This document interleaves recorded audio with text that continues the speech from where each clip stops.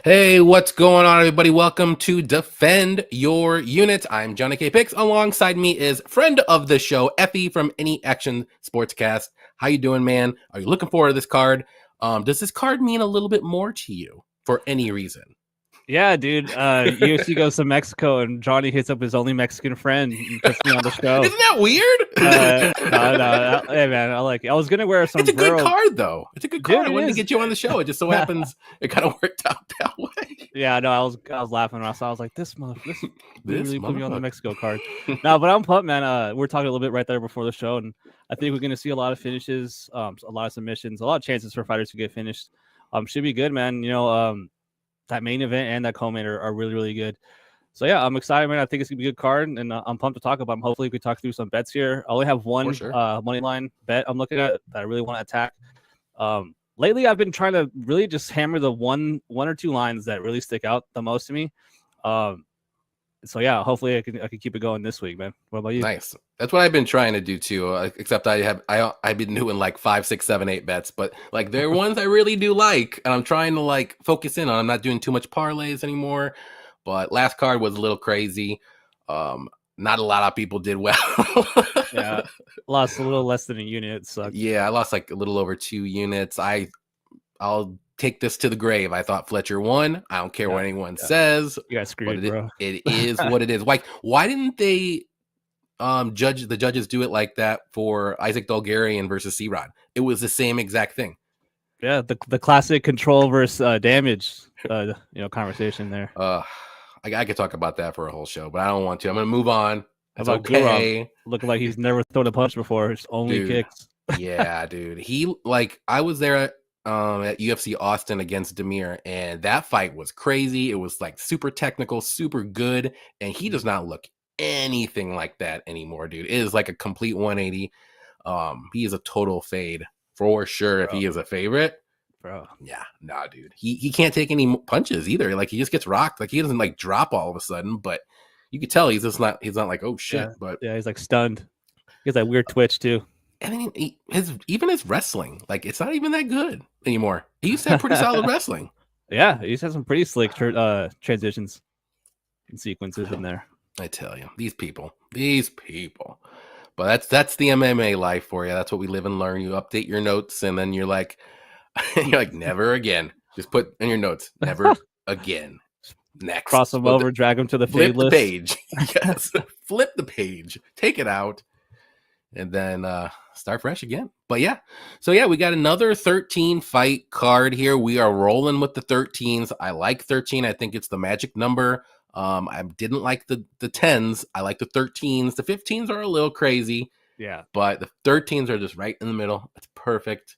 Even 14, I think, is one too many. Yeah, it could be depending on the fight. Yeah. Like, why? It's like I always looked at the card. I'm like, why is this fight here? Like, I don't care about this one. And then some other fight gets canceled that you want to see, and you're like now it's just 12. I don't even care. It's just 12. It was like that one chick fight that followed that really good banger. I think it was the last pay-per-view. The two Brazilian girls followed it, like they followed a banger, and then that fight sucked ass. We could honestly done without this fight. What the hell? That's true. That's very true. But yeah, let's get into it. Let's go through the chat here real quick. Let's say hi to everybody. Please hit the like button if you're here and you haven't yet.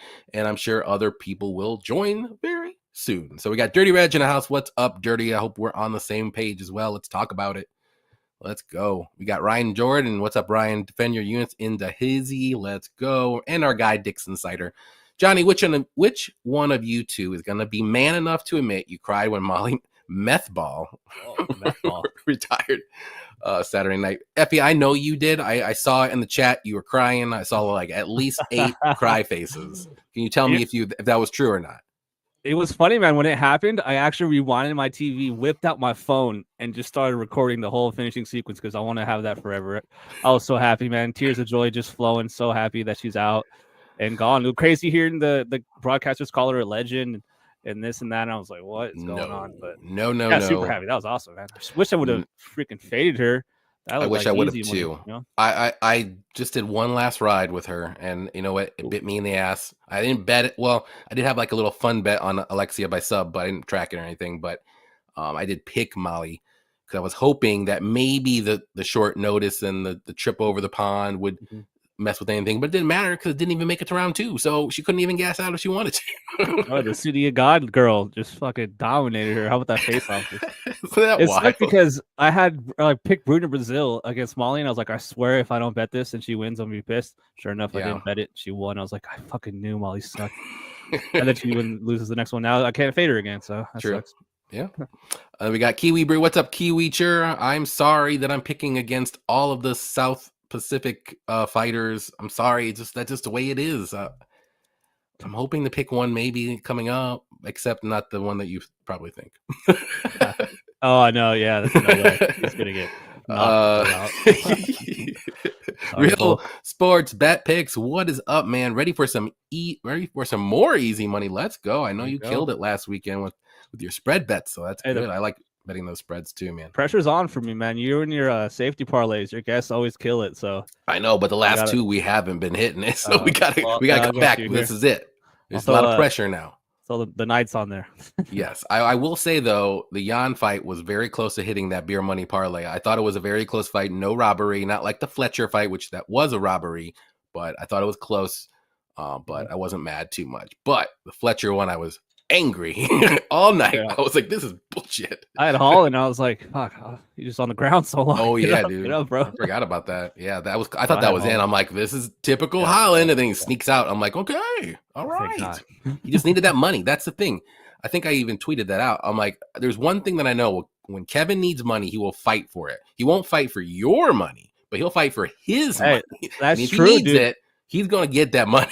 You can only get half your check so many times to like, fuck, dude, I need to get some. True. And, whole check, and you know he probably freaking spends a shit ton of money on stupid shit. Dude, so good point. He bought a bull, like a rodeo bull, like where he gets riding and. Oh really? Is it like professional? Is he doing that? Oh, that's weird. Yeah, he bought one. Those are expensive. So okay. Yeah, when I saw that, I was like, you're right. He is spending money on some pretty wild stuff. Dang, he should have just bought a horse and just raced it. That's cooler, I think. But yeah. I love horse racing. That's awesome. Yeah. 3 Mexican I'm worried about is Edgar, Garcia, and Lupi. Other than that, I'm willing to risk it all on the other Mexican lines. Yeah, I mean, there's some red flags on the other side. We'll get to it for sure. Alternate spreads are the ones I'm worried about. Okay, yeah. All right, let's get. Judges don't fucking show up drunk again. That was crazy last week, dude. Like, that was UFC London is becoming one of the worst places for judging, dude. Because there's at least 1 or 2 that I remember from like every London card. I'm like, man, the judges are just. I don't know if it's. I can't even say like it's like they think it's boxing because we just saw Lafren just basically wrestle for 14 minutes or 13 minutes or whatever the whole fight, but that was cool with them, I guess. Mm-hmm. So. That's what's crazy, man. We're betting money on like it's switching like throughout the same card. It's like, damn, it's a risk, man. MMA is a risk for sure. For sure. You can never trust it. But let's get to the first fight here, which is going to be Austin Hubbard versus Marquel Medeiros. Who do you like here? Yeah, right off the bat, dogger pass for me. Picking Austin decision here, but not crazy, dude. Not crazy confident. Like, he's a generalist, right? Doesn't do anything that great. And he doesn't really stamp rounds, for my liking. I want guys to separate themselves in rounds. But Marquel, like, inexperienced, right? A little bit green so far in the UFC. And also, likewise, he doesn't really show me anything on tape that makes me super confident. Like, oh, he's definitely going to have a striking advantage. Or, oh, he's definitely going to have the grappling advantage. I don't really see that in this matchup, man. I know he was minus 200 earlier in the week. It's coming down a little bit. And I understand that. I understand that movement. Some people taking shots on Hubbard here. More experienced guy, way older guy, which I don't like. But at the end of the day, it kind of seems like a fight where the underdog will fight well, give a close fight, then probably lose at 29-28 here. Yeah, we're going to talk about it all night, the elevation here. Don't really think it matters. Over under, how many times we say elevation set at 6.5. So I'm going under. I'm going to try not to talk about it. But, but yeah, I mean, like welcome training elevation, I don't really think is a big deal for either guy here. So Hubbard decision here, but if Marquel wins the decision here, wouldn't be shocked as well. But at minus 200, I probably could get myself to the window on him. So for me, first pick right off the bat is underdog. Hubbard decision. Yeah. I like Dixon's comment there too. All right, let's see what he said. Ends and split. Yeah, I do think this fight does go to decision. I'm just on the other side. I'm going to go with Medeiros. Mm-hmm. I do like his striking a little bit more than Austin, but Austin, like, he's just one of those guys. He's the journeyman guy that's just average at everything with good durability and he's not going to like knock out a lot of people. He's not going to sub a lot of people. He can kind of wrestle. He can kind of strike, but he's super durable. But I just don't know if he's going to win the moments. He's going to have to get some control time for sure. That's what I'm worried about here. Maybe the plus 3.5 spread might be a good look.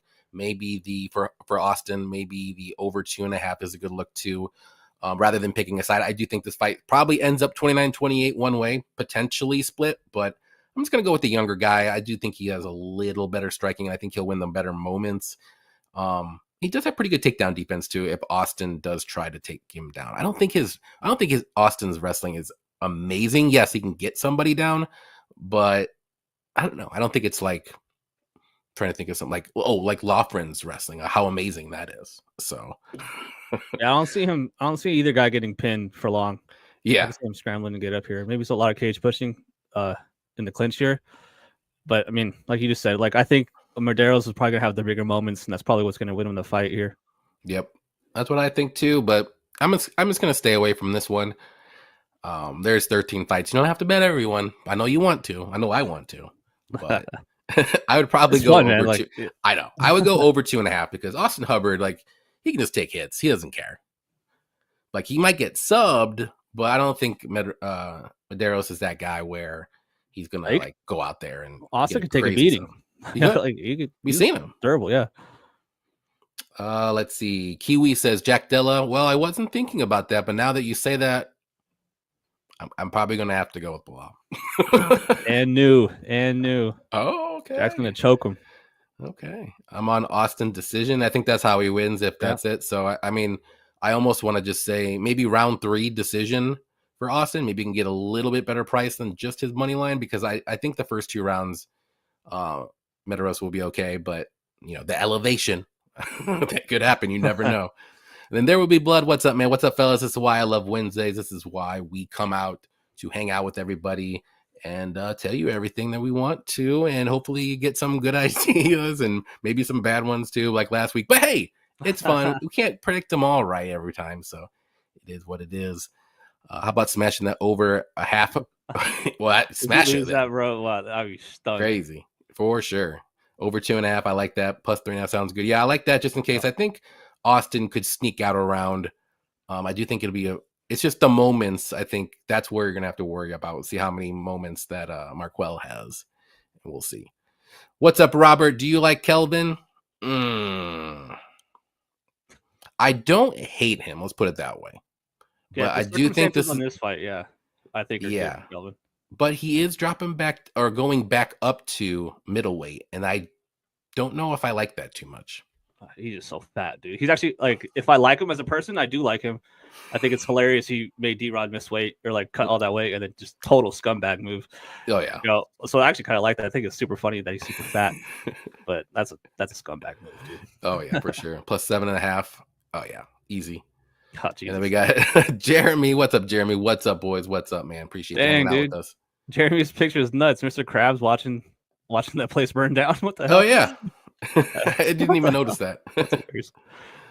Plus 250 on Kelvin. Yeah, a lot of money's coming in because I saw Piper at like minus 500 earlier in the week. So which was crazy. I will say that was crazy. Yeah, I don't know. We'll get to it. I'll tell you like a little bit of the red flags that I'm a little worried about then. But I mean, it's not. I don't hate it. I don't know if I love it, but I don't hate it. So probably just gonna skip that fight, actually, to be honest. But the next fight we got is going to be Jamal Emmers versus Gabriel Miranda, and I think this fight's going to be fun for however long it lasts. But Emmers is a well-rounded guy. He does have solid wrestling. He's a good striker. He's got power in his hands, good 1-2s down the middle, good kicks up the middle too. We have seen him get rocked. We have seen him make dumb fight IQ moments like in the Pat Sabatini fight. Where he was going to win that fight until he went down with Pat, which is never a good idea. He probably shouldn't do that in this fight either. But Gabriel Miranda, though, he's a very good grappler. He's very tough. He likes to brawl it out on the feet. He does have decent takedowns and very good submissions. His striking, he's just wild and crazy. His chin is, he can be cracked for sure, but he does try to go all out and get that finish, especially early. And that's why I said I think this fight doesn't make it past 1.5 rounds, to be honest. I'd be shocked if it even gets to round 3 one way or another, because I think Moreno's going to come in, either shoot takedowns or he's going to brawl it out. And I think Emmer's wrestling is good enough to stay on the feet. I do like his striking a little bit more. So give me Emmers to win by KO. I'm going to say early second round. I think the first round will be fun, but we got that elevation. And I think Gabriel is going to slow down a little bit after the first round, like he kind of usually does. He's very hittable after he lets it all out in the gas tank. So I like Emmers here, second round knockout. I don't know if I want to play it though. We'll see I don't know exactly what the prop is for KO for him, or even inside the distance, but he's at minus 325. He was at minus 200 earlier in the week. So money came in on Emmers, and I see why, but who do you like here? Yeah, one of those fights where on one hand I really don't like a fighter, and on the other I really like him. That being Jamal. I like Jamal a lot. I don't like Miranda. I don't think he's very good. Submission or bust, obviously everyone knows this, right? 16 subs out of 17 wins. Mm-hmm. And I did really I'll tell you a little story. I was watching a documentary yesterday about a tornado, and these guys get caught up in a tornado and they're driving super fast to try to get away. And sure enough, they're driving into it, right? That's basically what Jamal Emmers cannot do. He cannot go down and try to grapple with this guy. He will get probably submitted here. And that's Sabatini, man. That's such a great point. To get heel hooked like that, or was it knee guard? Like, that was crazy. He was winning that fight. I believe I had him in that fight. I was so pissed. I did too, and I was so pissed. And it's like the one thing, man, like the one thing you cannot do. It's like going out there and not shooting on Francis Ngannou. It's like, what are you even thinking? But yeah, dude, way better athlete. I think you mentioned Miranda probably here comes out and shoots early. And dude, there's no way. I think Emmers has the athletic ability to sprawl big time in this fight. And I think he hurts him bad on the feet. Miranda, 37 years old, almost 40 now at elevation. I think Emmers smokes him here. I think he gets a first round knockout, if not in the second round. Really like Emmers in this fight. And then the striking, I think he's way faster, way better striking defense, just more fluid on the feet. But yeah, that submission's always going to be there if you want to hedge a little bit on Miranda's submission.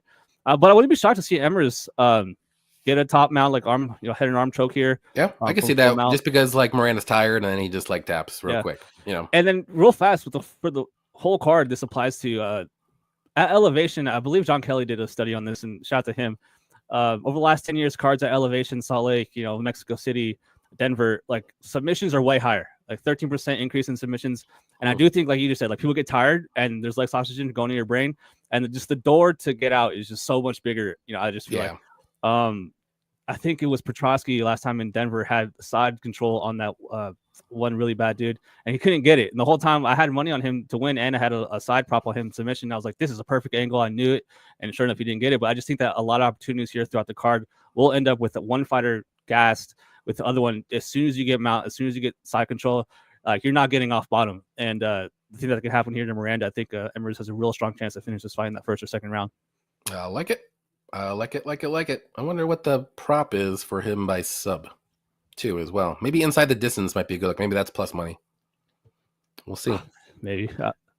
I'll look. It's not on DraftKings. I know that. No. So let's see. Scotty Law said, hello, Johnny K and Effie. People say that Effie has that green screen up because behind he runs a child sweatshop. Those are my quants. I got my quants cooking up NHL stats for me all day. That's how you do it. That's right.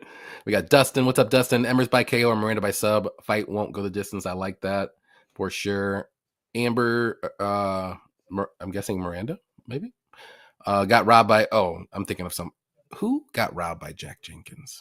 I remember that fight. It was Emmers. Emmers. Oh yeah. Emmers, not Ambers. Same thing. But yeah, I totally thought Emmers won that fight. That was wild. But I think this is a good point too, because like the stats, bro, are kind of meaningless. Like the way they keep them, the way they track them. What's the significant strike? I never follow those stats on when they show you. Super wrong. I feel like a lot, right? Like what's going on? If you if you're just getting into MMA or UFC, I mean, you might need a little bit of seasoned when you watch it, but when you're watching it, kind of like us and everybody in the chat, more than likely, who's winning the fight and who struck how many more times and who's making the more or having the more damaging shots and stuff like that. And these little tip tap leg shots that aren't doing anything, we know, but I never trust those freaking things. Those are super terrible. Misleading, I feel. Very, and especially if you're live betting, guys. Yeah, and I never let that play a part in my live betting. I don't really do it too much, every once in a while, but man, never. Let's see. We got Saba in here, season 3 champion. Join the chat. There we go. Maybe Saba. I got my what team is this? Hold on. I got my Liverpool shirt on. Oh shit, he loves that. He loves it. Let's go. How about that? The defending champ though is Oh yeah, how do you know that? right here, right here. Oh, yeah. I was like, JD Liverpool won? JDM, what freak? What's up, man? What's up, John K? What's up, Defend Your Unions? What's up, Effie? Let's go. Jesse, what's up, man? Dub Bears, indeed. I cannot wait for football. I can't wait for the draft. I can't wait for football. I'm gonna skip baseball altogether and just go straight into football. Like I don't care. Johnny's got me excited for the Bears, man. I'm actually excited for the draft just because the Bears. That's not even my team. Let's go. I want to see what they do. That's right. Effie, that's a horrible shirt. Hey. Derek, what's up, Derek? I always wonder what the judges look at during the fight. Yeah, they look at their phone.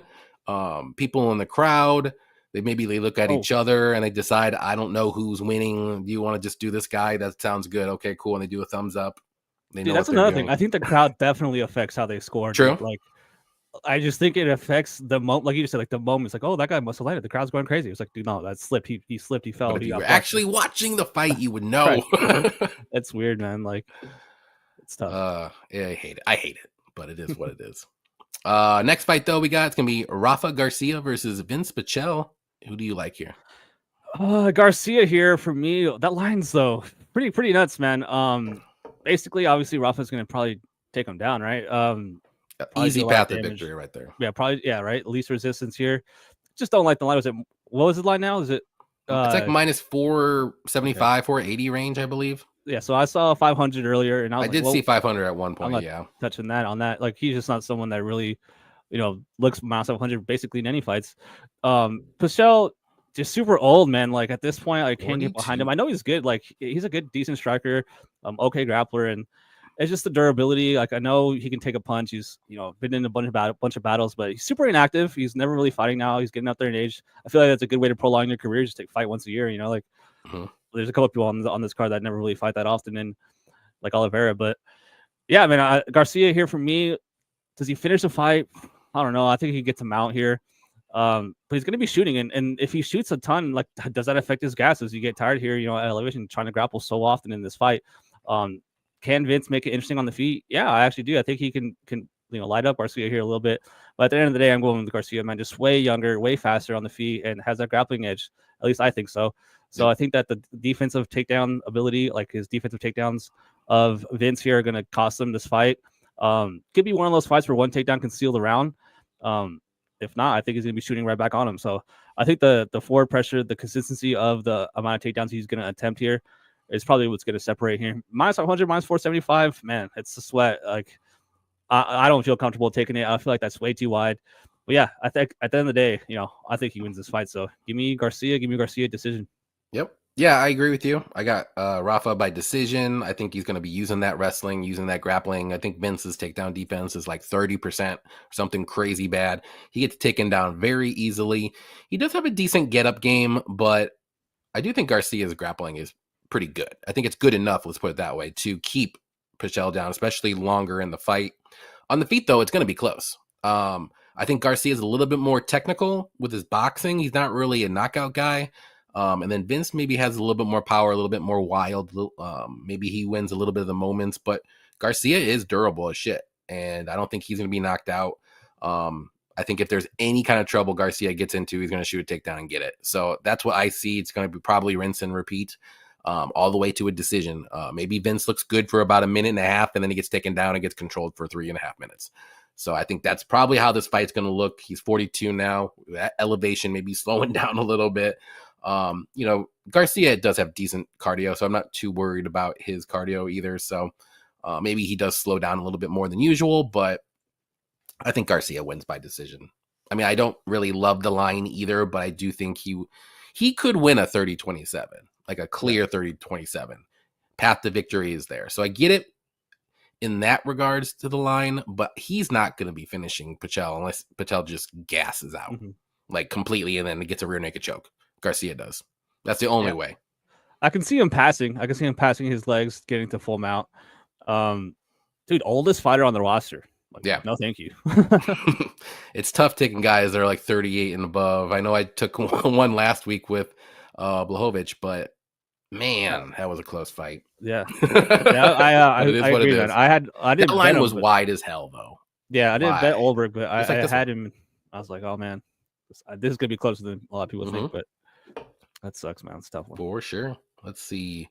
My mental health needed that Eichel hat trick. They went dry after that hot streak. Yeah, there we go. I'm scoring person. It was sweet. Yes, sir. We got Oscar. What's up, Oscar? Long time no see, man. Appreciate you hanging out with us. What's up, Johnny K? Let's win big. Yes, sir. Gotta get a little comeback card this one. So Garcia should win. I agree. We got May Robs in here. What's up, May Robs? Very difficult London card, but I did get some juice plus 5 units. Olberg, Brady, and Holland. There you go. I like that. I should have bet Brady.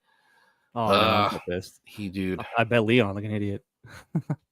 I thought he was gonna win, but I'm like, man, I don't know. Maybe he doesn't get the takedowns. Maybe later in the fight he'll get the takedown. It'll be a close decision. No, dominated for 3.5 rounds or whatever it was. Crazy. Let's see. From Hell My Gas. Yep, different climate for sure. Hostess Roses from Hell. Yep. That's a crazy parlay if you do that. So there you go. Let's see. Next fight here is gonna be your girl. I believe it's the only women's fight, and this is my girl that I can just never seem to light that fire, which is Julia Pilastri versus Lupita Godinez. That's the girl I was talking about. Again, I'm gonna be sucked in, and I'm gonna pick Lupi because she should, on paper, win this fight. I mean, I like her striking. She's got very good boxing. She can wrestle too. I don't know if she will.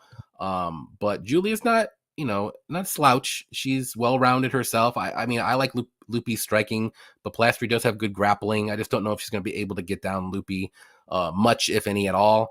And it's going to probably end up being on the feet. And if that's the case, I do like Lupi a little bit more. I think this fight does go to decision. Both girls aren't really the craziest finishers, even though Julia's probably the one to get a finish, probably on the mat if Lupi makes a mistake, which has happened a few times. But gonna go with Lupi by decision. Pretty confident in that, even though I probably shouldn't be, but I just can't stop picking her. I can't, because on paper she should win this fight, but we'll see. We'll see. I don't have a bet, but we'll see what happens later in the week. What do you think?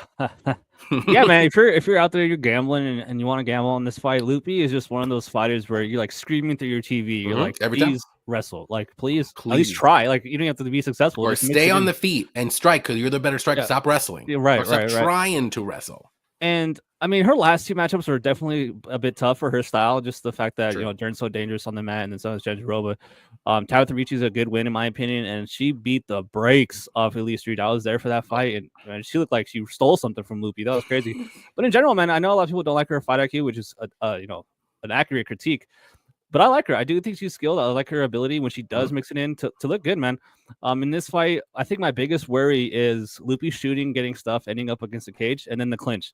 Like Pilastri has a very good clinch. She knows where her body weight needs to be, and she lands damage in the clinch. Man, I can see the knees up to the body here, or elbows to the head here, really hurting Lupi. Just pressing on her in the cage, trying to get the hands locked. But then if she does get the hands locked, I think that she does have an edge in this fight. Getting her down. I don't foresee her controlling this girl for long. I think that Pilastri, like you said, can get up. But yeah, I'm going with Lupi here, and it's just one of those fighters where you really hope that they stick to the easiest path to victory here, and that's mixing it in here. On the feet, it's pretty close. I actually like Pilastri striking a little bit more than Lupi. I know a lot of people think Lupi is a better striker, but she's a decent striker in her own right. But I mean, that's the way to beat her, right? You have to put her on her back, and then when she gets there, she doesn't look that good. So I think Lupi has a grappling advantage here. She trains with Alexa Grasso in Mexico. I don't know her camp or where she did her camp, but I know she's with that team, the Team Lobos. Yeah, so I like Lupi in this fight. The line is a little bit too wide for me, but at the end of the day, I don't think you're getting much of a discount by taking Lupi decision versus her money line. No, if for whatever reason she somehow gets a finish, that would just be brutal. If you try to be a little bit cheap here, try to take a quick look on her decision prop. They're probably closely lined, honestly, to the same. But yeah, for me, Lupi decision. That's my pick. I like it. That's what I think too. Lupi ain't losing in Mexico. Sub or decision. I like that. Vegas versus Blackhawks next. Chat will be interesting. Oh boy. Scrimmage for us. Yeah, pretty much. Refight was perfect. Yeah, if she can look like that, then I'd be betting her more so. Dude, and be more confident when I do pick her. But seems like whenever I pick her, she does something crazy, and then she ends up losing a very close decision or some shit like that. So it's like, Luffy should win, but you should have been blacklisted already. Yes, 100%. I am not betting, but maybe. I don't trust Luffy. I'm going the other way on this one. All right, I don't blame you. Might as well get that plus money while you can. It's gonna go to decision. It's gonna be pretty close. So I don't think anyone's gonna win 30-27. Let's put it that way. That's funny. It's in Mexico. You'd think she'd stick to the game plan and elevation. Yeah, exactly, for sure. We shall see. Next fight is going to be Milk Costa versus Christian Rodriguez. Speaking, I think it's your turn. Go ahead. Real fast, last note on that Loopy fight. Her sister's like an Olympic level wrestler. And if she doesn't wrestle, man, it's a disgrace to the family. Come on, you have value, family values. You have to 100%. But yeah, so this one we talked a little bit before the show, and there was one money line that's sticking out to me, and to me, it's Christian Rodriguez. I'm thinking about playing him straight here. And nothing against Milk, man. I've bet twice on him throughout his UFC run. One was a win, one was a loss. I had Feely. Feely decided to submit himself basically and put the guy's arm right across his chin. That was crazy. But Milk's dangerous, man. Obviously opportunistic on the ground, looking for subs. Good scrambles, very active off his back. And on the feet, man, he throws a ton of kicks. Doesn't really punch as much in combination. But he's quick, man. I think he's a little bit dangerous, a little bit underrated, you could say, on the feet. I feel like a lot of people just view him as like someone going out there for submissions. But on the feet, he's quick, man. He throws out both stances. I do like his kicks a lot. But Christian, man, that was it. We got finished. Who was it? The dude, not his last fight. Rosa, man. That was a really tough look because at that point, he was beating all these undefeated prospects. Everyone had super high hopes. The line was crazy. He goes up there and gets finished right away. And that was a big, tough, setback for him. But then comes out again and kills another prospect in Bashi, and he looked really good. I had high hopes for Bashi, and I thought Bashi would give him a good fight, but man, he got schooled. This fight, like we always say so far, is elevation. I think Christian's gas tank is going to hold up way better. I mean, he's known for it, right? Like he's known for looking decent in that third round, whereas his opponents, are just so gassed from his pace. And even if it's no grappling involved in this fight, I think he can hang on the feet. I think he's not going to get a one-sided affair on the feet going to Costa. I think that Christian can make it close on the feet. Then you had the fact that he could probably take him down whenever he wants in this fight. I'm liking Christian a lot, man. So I think he gets back on track, even though he won his last fight. I think he continues the momentum here. Yeah, so give me Christian money line here. I'm going with the decision. I think it's gonna be a good performance from him. I know he's been out in Mexico City for a while now, getting acclimated. So yeah, I trust him. I think that loss was really good for him. Really woke him up in his career, and I think this is a good matchup. So Milk, also that Feely fight wasn't that long ago. I feel like it's a bit of a quick turnaround here. Yeah, it's like a month, right? So two weight cuts in a month. Want to see how they look on the scale, but for me, yeah, I'm going with Christian Rodriguez. I have a lot of faith in him, and so far that might be my only money line play. So give me Christian Rodriguez decision. There we go. Yeah, I like it. But I can't do it. Isaac Dalgarian fight will always forever taint a Christian Rodriguez pick and or fight for me personally. I do think he has a chance to win this fight. I'm not going to go full fade. But I do like Costa in this fight. A lot of Christian Rodriguez wins are coming from prospects that are making their UFC debuts or like maybe one fight in the UFC. Costa has like almost 30 fights, and he also has like 3 or 4 in the UFC now. I think this is going to be a different fight. And I like what I saw from Costa. I think he's well-rounded. He can take this fight to the mat if need be. We have seen Christian Rodriguez get out-grappled and subbed in a couple of his fights against UFC people that actually are a little bit established, if you want to say. So on the feet, though, I think it's close. Like you said, I like Milk's kicks a little bit more. I like Christian's boxing a little bit more. So I think it's going to be close with there. But we'll see. Christian Rodriguez's takedown defense isn't the greatest. He does have good scrambles and good get-ups. But we'll see if once Milk takes the back, though, I think it might be. I mean, at least he's going to win that round for sure. I don't think he's going to get up, but he might not get the sub. But yeah, I think this fight will be close. I'm not going to be betting it, but because I just can't pick Christian Rodriguez fights to save my life, so I'm going to pick against him. And so everybody, go get your Christian Rodriguez money lines ready to go. Load it up in there, parlay it up, whatever you got to do, because he is going to win because I picked against him. That's how it is. On Saturday, right before the fights, when Johnny uploads his bets, you're going to see a Milk Costa. If you see a Milk Costa, you're going to see it. If my gut tells me to do it, I mean, you'll see it because I did that with Roman. I was like 5 minutes before posting, and I was like, man, it just keeps like looking at me. And one more. Like, all right, whatever. One unit's not going to kill me. And it worked out. So I do that too. Like most of my bets are placed like later in the week, and so it's not uncommon for me to bet on fight day. So, yeah. Right? I share that sentiment. There we go. But yeah, this is going to be a fun fight no matter who wins, actually. I think it's going to be interesting to see for both guys. This is a good test for both guys. Saba says, I'm picking C-Rod because he always beats the people I pick against him, except Bulgarian. That was an easy win. Bulgarian should have won. Oh, we all know this. Bulgarian is a monster. I hope he fights soon because I like what I see. That was peak like damage versus control time. Like that conversation was happening so much right after that fight. Oh yeah, but even I don't even want to get into it.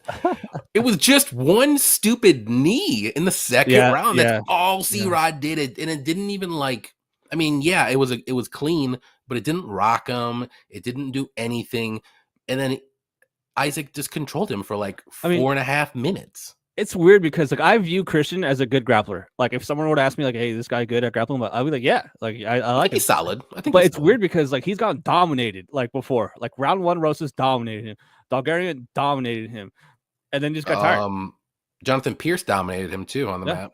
But I know he's way like bigger, but like you said, he can get taken down, man. Like especially early in fights. But as the fight goes, like he's the one kind of implementing that. That's true. Jeremy likes C-Rod. Don't blame you. I can't bet on this fight. Costa's always live and C-Rod is just on a roll. I want to enjoy it. I think that's the best way to do it. Yeah. So last fight card in Mexico City, I had 12 fights where 6 went to decision. 3 of those were splits. Maybe splits are the prop bet. Maybe. There's some fights, man, that could end in split. There are definitely some that could go to split for sure. C-Rod submission, he wants it. I could see it. If Milk kind of gasses out a bit, we'll see. Hard for me to pick against Melky, man. You need to dog out with Melky to beat him. I also hit on that sub. I did too. It was a fun bet. I didn't track it, but yeah, he was just always going to be live against Feely with that sub. But I still think he's live too. What are the odds on that? Dude, so my boy submitted Feely in like 59 seconds on Fight Pass, like some grappling event. And then when he got submitted, I was like, God dang it, I should have known this guy can't grapple. Like my own homie like submitted this guy. And then like, that really made me angry because like he gets out of the choke and then like replaces his head, drags his arm across. And I'm like, what's going on here? Like, why are you reconnecting the guy's hands? And then taps right after. I'm like, no way. He's at Costa by sub is plus 500. It's not crazy. There's a couple places I see plus 550, 600, but inside the distance though is plus 350 for Costa. So that could be a little safer, but right. Gets him out. Like have the rep pull him off. We shall see. Let's move on to the next one. Abeta Gutierrez, whatever, versus Jose Medina. And I believe it's your turn to break this fun fight down. Fight of the year. Are you serious? I'm so excited for this fight. It's gonna last like 3 minutes. Right? So like I think the common one way or another is like, oh my God, Jose Medina can't defend a punch to save his life. He literally eats them. Like that's his strategy for breakfast. And it's like, does Gautier go out here and just clobber him right away, or does he go out there clobber him? He doesn't go away, and then he's the one getting tired. I feel like that's a common idea or thoughts for this fight. Yep. And I think this could be the first one. I think that Medina is going to get absolutely wrecked early in this fight and not be able to withstand. I think he gets finished in that first or second round. And honestly, dude, if it does extend, like I'm not that high on him, dude. I think he's sloppy. I think he's slow. I will say his physique is getting better following him on social media, because he was super fat early. Like he was sloppy. Medina. Yeah, and like he fought on Dana White Contender Series at 205, and he's clearly not a right. He's barely a middleweight. So so exactly. So like, obviously he's not that weight class now. He's going down. And obviously he's going to look better. And who knows? Maybe he comes out here and looks career best. But this Gautier guy, it seems like he could hit hard. He also doesn't have that good of like a resume really. Like before Dana White Contender Series, he was beating up low key like some cans. So I don't really know how high level this guy is, but just the physical attributes, I think he does hit hard. I do think that's true. And I know that Medina doesn't have any striking defense. And so I think that he's going to get hit early in this fight. If it extends, I still don't think he has enough to win this fight, to take 2 rounds off this guy. But the other guy for sure, unproven and big statement here to be this, huge of a favorite. No, thank you. No way could I bet this, money line here is absolutely insane. You're basically guaranteeing this guy's going to get a finish, or else, dude, no way do you want a minus 500 ticket if this gets to round 3. If it gets to round 2, I don't want that ticket, dude. Right? So like, it's a good live betting spot. Last like 45 seconds, maybe 2 exchanges, and someone's going out. Real fast, Gautier. It's like the most African dude out here on this card. There's a hockey player with that name. He's like the whitest dude ever. I just thought it was super funny. He had the same last name. I was like, what the hell? Is he French? French Canadian? Yeah, French Canadian. Knew it. Oh yeah, this dude's not. I know. Yeah, clearly. Well, yeah. So give me the guy off the plantation. I mean, Gautier. Yeah, I'm going with Gautier as well. But if, like I said, if this fight gets in the round 2, maybe I throw a little bit of money on Jose. I don't think Gautier is going to be able to go much. We're at elevation. He's a little sloppy, but he's super dangerous early. He slows down in those fights, even though there's like 1 or 2 fights where he made it out of round 1. But he's 22 years old as well. It's crazy that he's 22 years old, but you cannot put him in a parlay, guys. Do not put him in a parlay. If you want to bet this fight, do the unders. Like, put that on parlay. That's going to hit more so. Maybe whatever the under 2.5 is. I believe it is not out, but I do see a crazy line for under 2.5 at -144 on some crazy SX bet. I don't know what that is. You probably don't know either. But if I can find that -2.5 at -144, I'll be hammering that one. That's going to happen. This fight's not getting in the round 3. No way whatsoever. One guy or the other. So I'm going to go with. Go ahead. No, sorry. I'm just going to go with Gautier round 1 KO. That's how he wins. Yeah, maybe early round 2, but I don't even have trust in that. I think this is a perfect fight to like drop the ball. Like all the makings are there. UFC Dana White Contender Series debutant. Guy's supposed to have crazy finishing ability, right? At elevation. I mean, if he loses this fight, like I wouldn't be that shocked, honestly. Even though I wouldn't either. Like Jose is just really, really bad. It's just one of those fights where, like, after the fact, if Jose were to win it, you could be like, yeah, like I can see how we got there. Like, you know, durability and cardio. It's not dying. That could take you pretty far in the UFC. It's just not going to get you to the upper echelon. Ask Marvin Vettori. Like, yes, sir. He does. I don't even know how he got to the top 10 personally, but it shouldn't have beat Roman the first time. But it is what he fought Izzy, he was like, "You thought I won, right? Like that was close, right?" And he's like, "What? What are you talking about?" Saba said, "Who's your guys' pick to win March Madness?" My pick is Houston, and I know it's stupid, but everyone's on Duke and everybody's on Florida, so I'm going with Houston. My pick's out, St. John's, so I don't mind. I didn't mind it. I can't believe that at all. But until they lost to Arkansas. So now I'm rooting for Tennessee now. Rooting for the Vols. Okay. Like the Houston pick, but yeah, probably Duke. Honestly, I think Duke probably takes it. Duke is the best team for sure, and I think a close second. Not like a 1A, 1B type close, but the second is probably Florida. I think Houston's in the number 3 right now. Auburn's anyways, up there, yeah. Auburn. I don't think Auburn's all that good personally. Same. I think they have won a lot of games, but they're just unimpressive sometimes how they win. Like, I mean, they lost like 3 games, 3 out of 4 going into the tournament, which is super rare for everyone. Which is not a good thing. I mean, they are. I mean, even in the tournament, in some of their games, they're not really looking like dominant. I mean, the most dominant team right now it's looking is Houston and Duke. They've been crushing everybody. Like Houston, well, their last game they won by like 6 or 7, but they were at one point winning by like 15 or so. Dude, Florida looked Duke's been killing. Florida looked like an NBA team versus Norfolk State. Like that was hilarious. Like I've never seen a team that bad. I was at a bar watching. I was like, "What's going on? Like who's the team that Florida's playing? They're fucking horrible." 6.5 reach advantage for Gautier, and it's kind of crazy, but I can see him gassing. Yeah, I can too. This fight is giving me Josiah Musasa vibes. Exactly. Definitely could. Dude, agree, man. Agree, Oscar. Definitely could. This fight gives me 100%. Yeah, you guys said the same crazy thing at the same time. That's weird. That's crazy. Plantation talk to that close out. This is GOP chat, convention. You should see their chat. You just see me and Donnie's chat on the side, bro. You go back and forth a lot. It's funny. I do think Gautier starches this guy, but you never know. Yeah, we just I'm willing to sit back and watch and see what he does. And then I have more of an idea how he is. Let's go Texas Tech for March Madness. Got money on them to reach Final Four. I think they could. Let's go Red Raiders. It's just Florida. That's the problem. Florida's good. I mean, they didn't look that good against UConn, but they still won the fight. UConn's good. They won the game, and then that last second 3 made it look a little bit closer. But dude, they should have won by 5. I had a buddy that lost on the hook on that 3 for no reason. Like, he was devastated, dude. That's brutal. There's always someone out there that Always either someone. needed it or didn't need that last second Yep. bucket, you know? Son of a bitch. All right. Next one here is going to be a fun one to headline the prelims. Edgar Chairez versus CJ Vergara. Who do you like?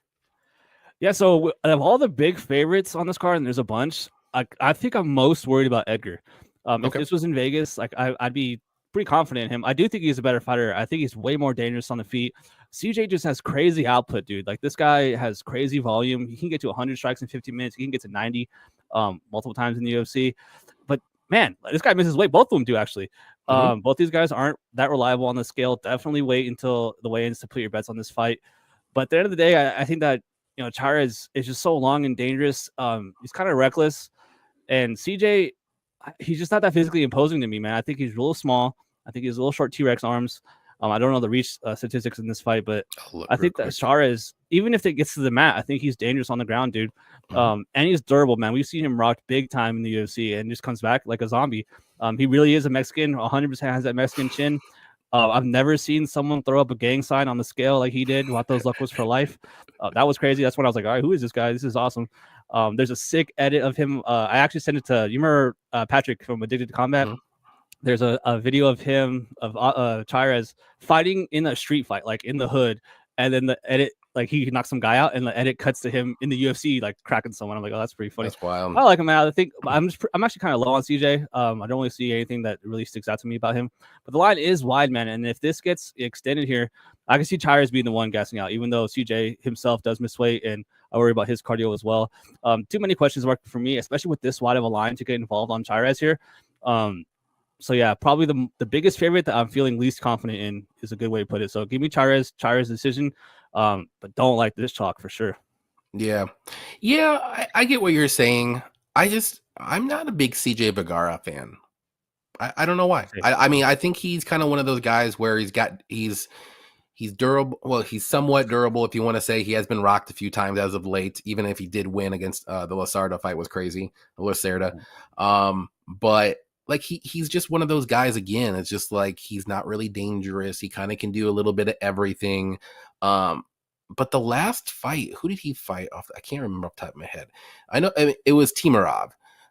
We all know Timarov's a little demon. And he's gonna try to knock your head off. But he looked so like gun shy in that fight, and I'm a little worried that. And then he got knocked out. So I'm wondering how he's gonna look. And like I said, I just don't know what kind of CJ Vergara we're going to get. Like, are we going to get the CJ Vergara that looked good against Clayton Rodriguez, which I do think Clayton Rodriguez won that close fight. But I like Chairez. I think he's way more dangerous. He's got sneaky front chokes. He got a sneaky guillotine. He hits harder. He's got good leg kicks. The only thing with him is he does slow down a little bit in the third round. You saw that in the Van fight. Like, he was looking great against Van in the first round, and then he started slowing down, and Van was cooking him. Not to say CJ is going to be doing that, because they're totally two different fighters, but I just think Chairez is going to win this fight. That's what I think. I think it's going to be like either a club and sub kind of thing or like a knockout on the feet. I just don't trust CJ's chin. I really don't. And I think Chairez can crack it early. If this fight gets into round 3, it could get close, because like I said, I don't think Chairez is going to win round 3 personally, but I think he can win rounds 1 and 2 or even get a finish. So CJ is going to have to win a decision. I don't think he's going to be able to get Chairez out of there. Same. Chairez, when even this fights, man, I feel like he lands super clean on guys. Like there's times where he's landing flush, But he's fighting like good guys too. He's fighting Van. He fought Daniel Lacerda, but that was like a fight that was supposed to happen, and then he was not going to take anybody but that. Then he fought Tatsuro, which that fight was.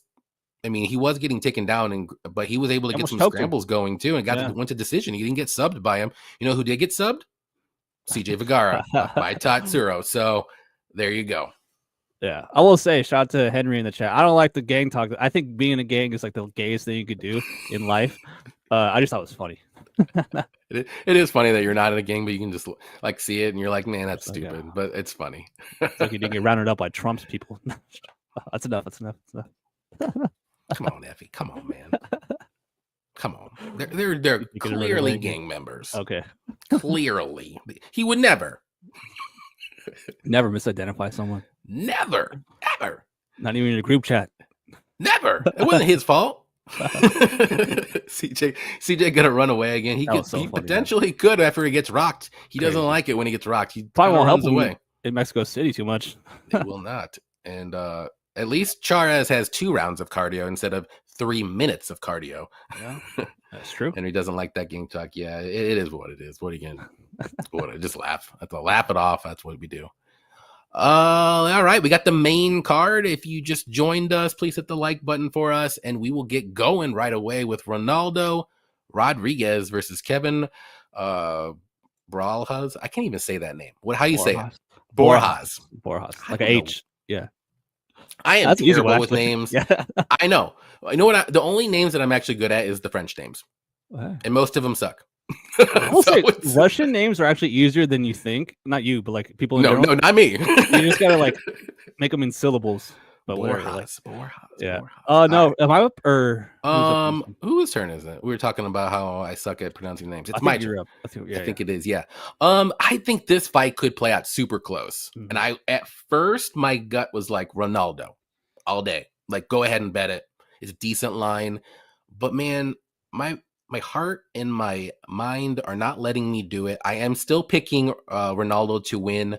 I don't think Kevin's all that great other than if he can keep this fight on the feet. I think he can survive 3 rounds and then maybe he can make it close and win a close decision if Ronaldo gets hit a little bit more than or I think, and he doesn't get any other grappling. He does have pretty good grappling, Ronaldo does, but I'm going to go with him to win. I'm going to say by decision. I think it's going to be like a 29-28 potential split.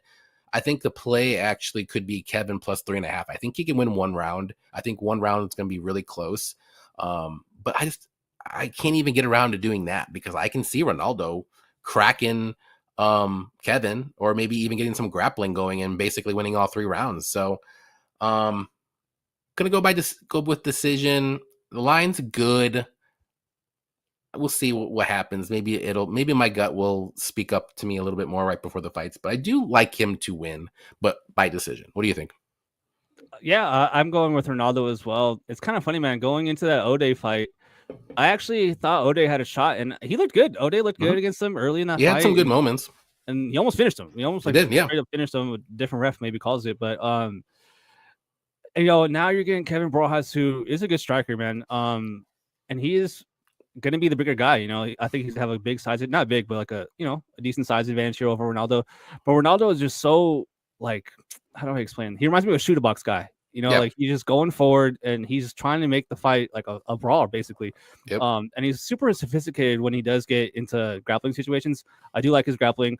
The striking defense worries me, man. I think he could be there to be hit for sure.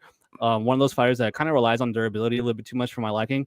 The fact that he goes from the UFC Sphere card to now Mexico City kind of tells me the UFC is really trying to push this guy. He has a crazy following on social media, like something like 100,000 followers. Like, I don't know. I think his girlfriend's like a TikTok chick. So that's how, but it's a big, fan base here, putting him on this card for a reason.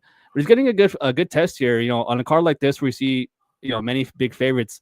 The smaller ones kind of stick out, right? And this is one of the fights I looked into early. And like I agree. At the end of the day, I do think Ronaldo should win the fight. But I can see this fight playing out close, man. Another case where just like the Austin Hubbard fight, I can see Kevin Borjas fighting well as an underdog. But at the end of the day, just ultimately losing a decision. The plus 3.5 is worrisome because I do think that Ronaldo has the finishing upside in this fight. If anyone gets finished, I think it's going to be Kevin. Maybe even a sub, too, if he gets the fight to the mat. Yeah, I think a sub is not out of the question. I think he could definitely get a sub in this fight. I want to see how he approaches it, man. Is he going to go out there and just try to bang and please the crowd for 15 minutes? Or does he mix in some takedowns here and not care about the boosts that follow? But at the end of the day, I'm going with the younger guy here. In my opinion, the guy that the UFC wants to win. Kevin hasn't fought in almost a year now. So, yeah, give me Ronaldo Rodriguez here. I just think he has enough to edge out all 3 rounds, or at least 2 of them. So, at the end of the day, I'm going with Ronaldo decision here, but I wouldn't be shocked to see him get a finish on the ground, specifically a sub.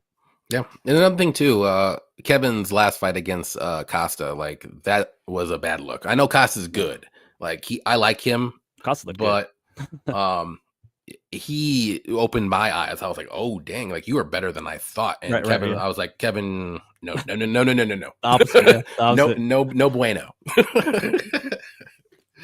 So let's see. We got Jeremy says, let's go lazy boy. Let's go Both of you guys actually have sick names. Yeah. The Rodriguez sweep. Let's go. Oh, nice. The numbers, Mason, dude, aren't you Hispanic? I am not. I'm Greek, actually. But I am. That's why I'm on the show. I get called Hispanic, Puerto Rican all the time. So I am Greek. You could be anything. You could be Greek. You could be Italian. You could be straight up Polish. But yeah, I could be anything. I mean, I'm half Greek and then half like American. So there you go. A little bit of everything. Crime, they have a tough time describing the guy. Like, oh, he just looked like a human. He just looked like that guy with a beard. I mean, I don't know. With the Bears hat. Yeah. Oh shit! I need to stop wearing that Bears hat. Effie Ronaldo is taller. Nice. Okay. I thought I read that wrong then. Yeah. O'Day is pretty big. Yeah, O'Day's huge.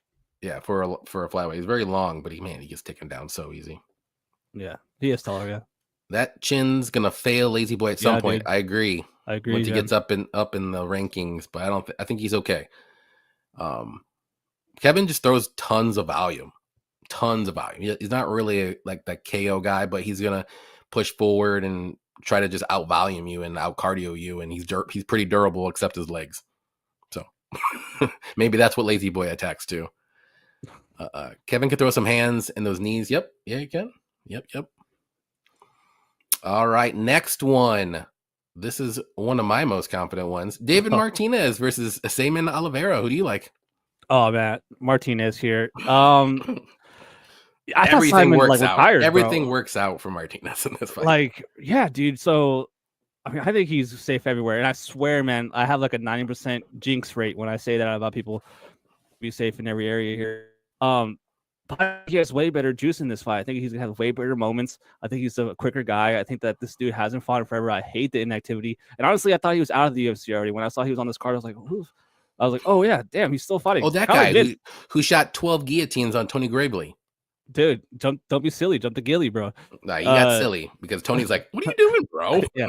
Honestly, dude, like I was talking about this with Tyler at 138 MMA. Like, it blows my mind people get caught in guillotines like at this point in 2025 in the UFC. Like, what are we doing, man? Just stack, do something, tripod, get out. Like, they just panic, bro. It's honestly crazy. So that's crazy. That's still happening in the UFC. But yeah, David, I mean, he's a good fighter, good young, I guess like up and coming dude, you can say. I think he's quick, man. I think he's gonna land on that chin. I think he's gonna finish Oliveira. I don't want to say it's a setup fight, but this gives me setup fight feels. Like, it's as close as you can say if you don't want to say it. Like, on the main card, this was super inactive. They're gonna throw this guy to this new guy that they want to promote, and he probably loses and gets cut. Honestly, I think this would be Oliveira's last fight in the UFC, and that'll be a wrap. So after this fight, the next day you're gonna see a UFC roster watch. Simon Oliveira has been cut. So yeah, exactly. Give me David Martinez here. Probably finds a finish. We'll go round 2, ground and pound finish here. So give me David Martinez round 2. I agree. I'm going with David Martinez. I think he is, well, you can put him at number 1 or number 2 of my most confident picks this week. I like his striking. I think he's got good volume. He's got good power. Oliveira is a sneaky grappler with good submissions, and that's really about it. Like, don't really trust the elevation again. I think the longer the fight goes, it's only going to go towards Martinez. I just don't think Oliveira is going to be able to take him down and work his grappling like at all. Like, it's going to have to be something like a banana peel, and maybe Oliveira takes the back and maybe he can get a career naked choke or a guillotine or something. But I think that's too much of a stretch here. I think David Martinez beats him first or second round KO. I like that look. If this fight gets in round 3, I still think David Martinez can knock him out in round 3 too. So David Martinez KO, I like that look. I like the money line. I think it's safe for a parlay piece. And yeah, like, I know a lot of people don't want to bet on UFC Dana White Contender Series making their debut, but he's not undefeated. So that's good. It's true. And he is not fighting somebody good. So it is what it is. What's up, Paul? Johnny, what's your early pick on Blanchfield versus Barber, and why is it Barber? Who? Man, I'll tell you one thing. I tend to pick against both fighters, and I really don't know who I like here. If I had to give you my early guess and or pick without any research, if you want to say, I think Barber is going to be stronger, and I think she's going to be able. Is this going to be a 5-round fight? Yeah, main event. Can't believe they do that to us. I know. I'm going to go Barber, but it's a slight lean, slightest of the slight, like 50.1. What do you think? Vincent in this comment super funny. Barber, yeah, Barber from here. I think Aaron's a little bit overrated. I'll get to Vince's in a second here. Whaley got out of those Suarez gillies, yep, and just circled to the side. That's all you gotta do. Easy. Bro, it's crazy. It's crazy. They tap, man. So she's fine, Paul. Yep. Vincent says neither are lesbians. Tough pick. I believe Blanchfield is. Yeah, I actually think so. Team too. McCline. I think no way. I think so. Wow, that's Don't a power quote couple. me. Don't quote me, but I do think she is. Barber is. Last time I remember seeing or hearing or whatever is Yusuf Zalal. Yeah, I saw that too. So I could be wrong, but Vincent, I think Blanchfield is. Barber reminds me of Dumont. They're like kind of a little bit buff. Yeah, hot, and they're good. Dumont needs a fight, man. Dude, backup fighter for the title fight. Give it to her. 100%, for sure. She deserves it. I've been winning so much money with her. She could be Kayla. People don't want to hear it, but she could be Kayla. 100%. I think so too. My wife won't want to hear it, but hopefully she's not listening in another room. Next fight, though, we're going to do is Raul Rosas Jr. versus Vince Morales. And I'm going to go with Raul here. Vince had just fought like 3 weeks ago, too. And he fought a crazy good striker. Now he's fighting a crazy good wrestler grappler. But Vince Morales does have pretty good scrambles when he does get taken down, because he will get taken down. So it might take a little bit for Raul to get going, maybe with the wrestling, maybe with the grappling on the mat. But once he gets the back, I think it's going to be over. And I think it's going to happen eventually, maybe in the second or early third round. But Raul, I do like about him. I know he's super young. He doesn't really have the greatest striking. It is improving. He does have a good chin. I mean, look at that thing right there. But Morales is tough, but he's going to have to be fighting a guy who's going to non-stop wrestle and grapple, and I don't know if he's going to be able to out-scramble him. So give me Raul to win. I'm going to say second round sub, but it wouldn't shock me if he gets the decision. Maybe he just out-grapples him for 3 rounds, or at least 2 rounds, and then wins 29-28. I mean, there is a world where it does go over, and maybe Vince wins one round. But that's a tough ask, and I wouldn't want to put money on that to find out. So I think Raul wins this. And a lot of money is coming in on Raul now. He was like minus 320, 350 or somewhere around there. Now he's like over 400. So whoa. He is good. 455 now. So it's getting steamed. I mean, if you got it early at 300s, I think it's a good parlay piece. I do think he wins like 8 out of 10 times. I mean, it is a little bit of a test for him. I just don't, I mean, maybe Morales cracks him before he gets a takedown or something. But once this fight gets to the mat, I mean, you'll see eventually Raul will control him and then he'll win the round or get a sub. What do you think? Yeah, I'm happy I'm on the show for this one. So both these guys have trained at Syndicate. They've trained together. Oh. Someone knows who's the better guy here. Like between the 2 guys, like they know with like, the money coming in. Yeah, like because like they've grappled with each other. Like they definitely have had rounds together for sure at Syndicate. And I'm biased here, man. My boy is cornering Vince. I want him to win. And my boy is a jiu-jitsu specialist, man. He's our coach over at Syndicate. And if I were to bet this fight, I would take Raul submission over anything, decision or money line or whatever. Because I do think he's going to, get this guy down and work some grappling here, obviously, right? The thing with me with Raul is I worry he's like Hamza in a way where he has a real bad pacing problem. Like he just goes, if he knows he could get the guy out early, he tries. The dude from Alaska, was it Terrence? I mean, I was at that fight. He just absolutely blitzed him. But Terrence is horrible, man. This is one of the worst fighters ever. And I do worry, man. Like he was supposed to fight Ricky Tercios last time they're in UFC Mexico City, and he's having tummy aches behind stage, and he's like, you know what, I can't fight. Like his dad won't let him fight. And then I was like, what the hell? I had money on him, and I was like, well, good. Like if he's feeling sick or if he's feeling nervous, good thing he didn't end up rebooking it and he won that fight. But like that's not good to me. Like I don't like that. I worry that he comes out and just tries so hard to get Vince out early, and it doesn't. And then once he doesn't, I think Vince could come on strong, man. Big thing I don't like for Vince is you mentioned it, man. He fought like a month ago. What are we doing, man? Like this seems like he took a ton of damage. Who do you fight, Bam? No, it's a one black dude. Elijah Smith. He was getting pieced up. I don't, and he almost subbed him a couple times. I will say he almost subbed him. and with just the amount of grappling sequences that I expect to happen in this fight, I wouldn't be shocked to see him reverse roll and get to a dominant position here. Especially if Roll is, getting tired in there. But yeah, like I said, this seems like the UFC offered this dude this fight and said, take it or leave it, man. Like, you've lost all these fights in a row. We've given you a second chance in the UFC.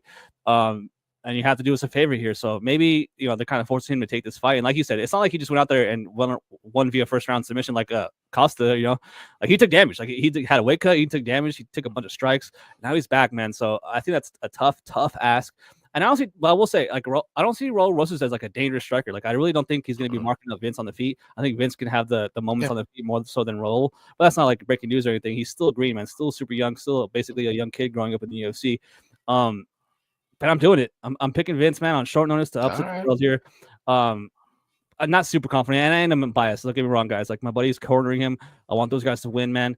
And they're familiar, so I wouldn't be shocked to see Vince, look good at moments in this fight. But if I were to bet Roll, I would definitely want to take Roll via sub. But for me, man, going with my heart, going with my homie here, give me Vince and Syndicate here to get the dub. Give me Vince decision. You always go with the gut. That's biased, guys. Like, you always go with the gut.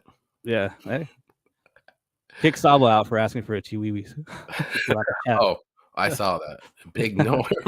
I hate to pick against Aaron, and I hate to pick against Barber. Also, can we just have mud wrestling instead?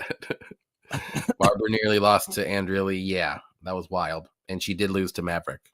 But I think if they ran both those fights back, I think Barber wins pretty clearly now. Do me a favor and give me your best Chiwiwi. Do you want to do a Chiwiwi? Nope, passing. Chiwiwi. I coach like one of my second jobs is coaching baseball, and one day like the 10-year-olds were yelling that, and I looked over, I was like, what the hell? Where'd you guys learn that? Jarez Martinez, Rosas Jr. in a parlay. I like it. Ooh. We got Elijah. What's up, Elijah? Yo, Chiwiwi indeed. Whole crowd's gonna be saying it when he wins for sure. Vince round 3 finish might be a good long shot. I like that look, Paku. Actually, might not be bad. Worth a sprinkle. You forgot to end the Chiwiwis. Yeah, I forgot. See, I don't even know how to do anything. I'm old.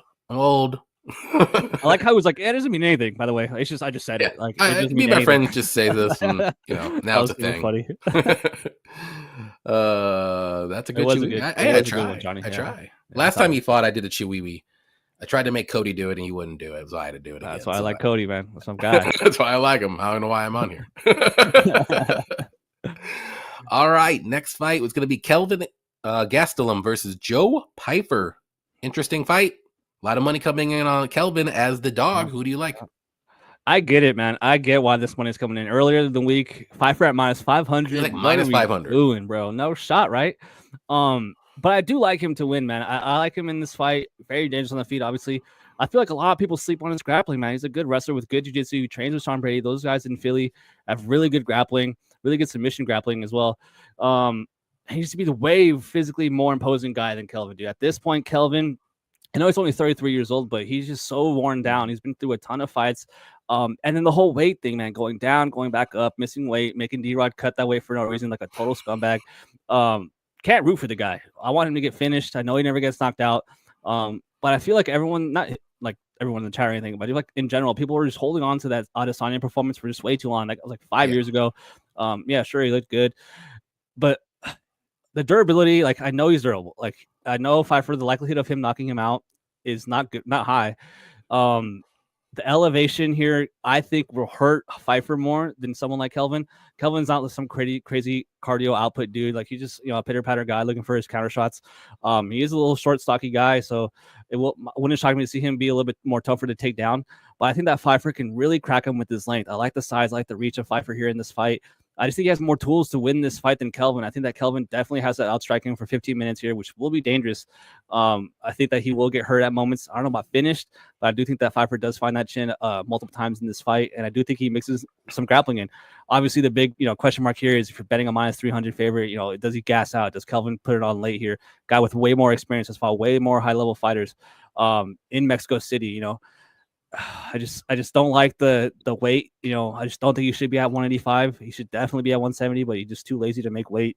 And that's really what it is, man. He made weight. Like, it's not like he can't make it. I don't want to hear he can't make it. He definitely can make it. Yeah.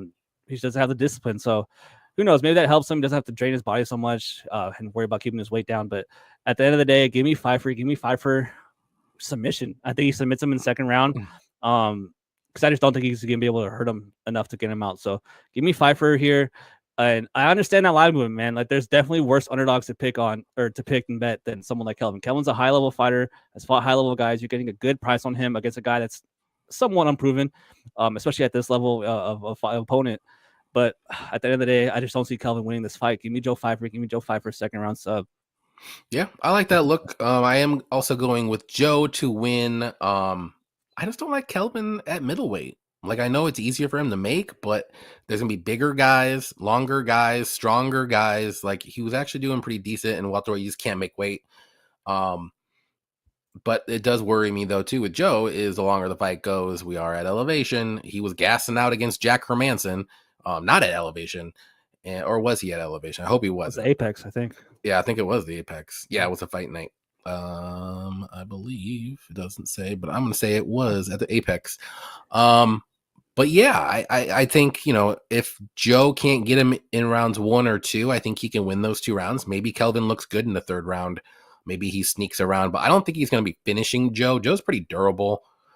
He'll tough it out, even though he is gassed. We've seen it against the Jack Hermanson fight too. So not worried about him getting finished.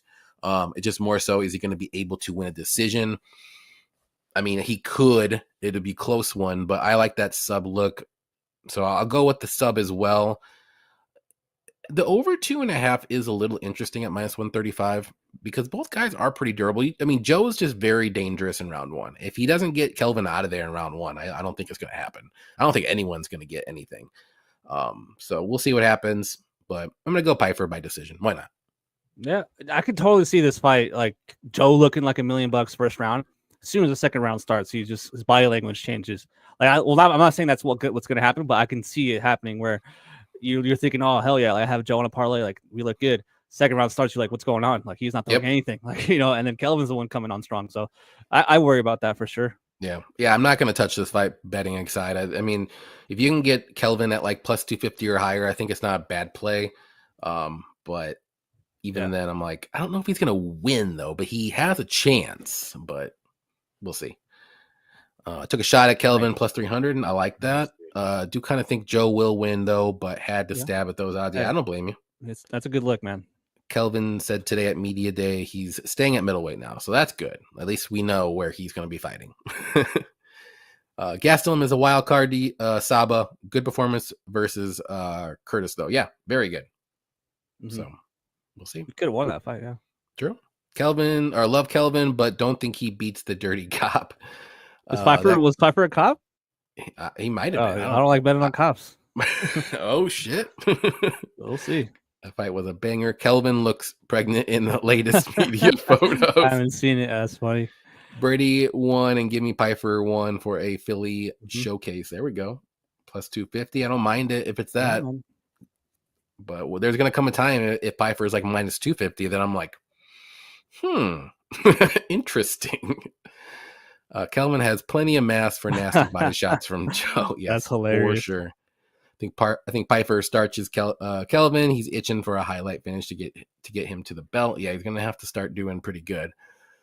I think Pfeiffer KO might be live. I think he can get a KO for sure. I know Kelvin is durable, but he doesn't need to put him out to get the finish. Yeah, I think Pfeiffer can hurt Kelvin out of his prime for sure. And he's took a ton of damage. Dude. MLB is back. Dodgers, easy. Yeah, Dodgers, bro. Yeah, I mean, just throw a bet on that. They could probably win it with their backups. Let it simmer, and then it's gonna hit. Dodgers are clearly the best team. Clearly, he's trying to reverse jinx us. No, I'm being legit. My gut says so. My gut's like Dodgers, easy. Don't even think about it. I thought it was the Dawkins bros that were cops. Yeah, they were cops. Yes, that's what I thought too. For sure. Yeah. Maybe Kelvin +3.5 might be live too. Wins third. I think he wins round 3 more times than that for sure. Yeah, I think that line's going to be not the best because I think the book's +120. Oh wow, that's not bad. Plus money. It's not bad. You just have to worry about that, honestly. You just have to worry about round 1 because Piper is dangerous in round 1. But Kelvin's durable, man. He gets dropped, but he ain't going to go out. like real quick. No way. He's gonna keep fighting. He fights for your money.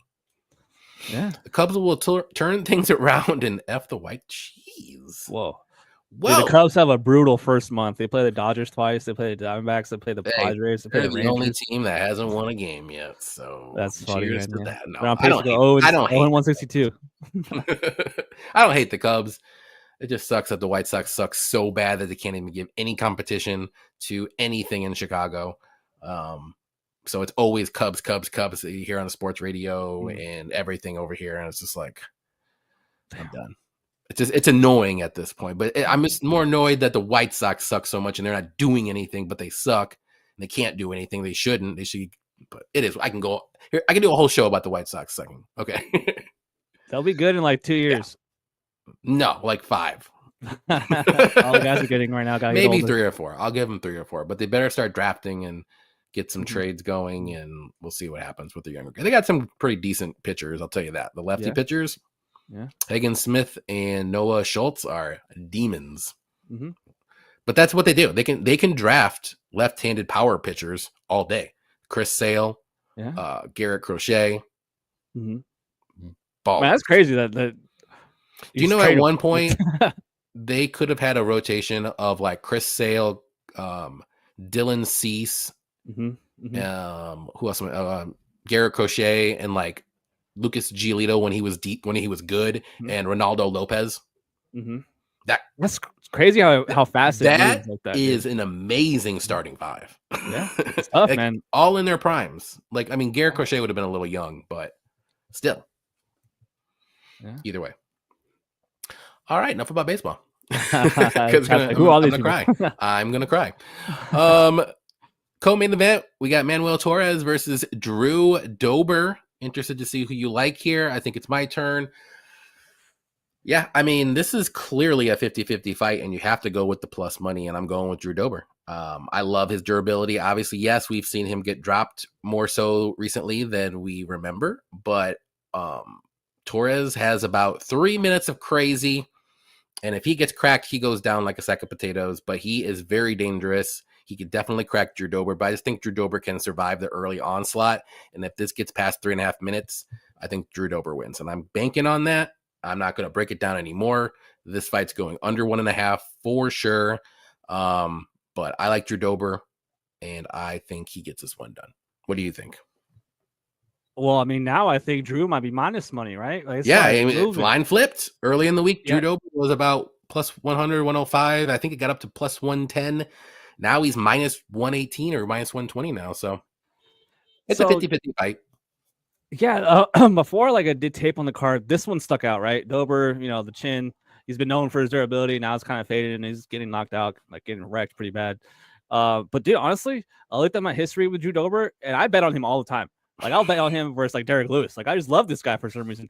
Because he's so dangerous on the feet. He's so compact. His striking so tight.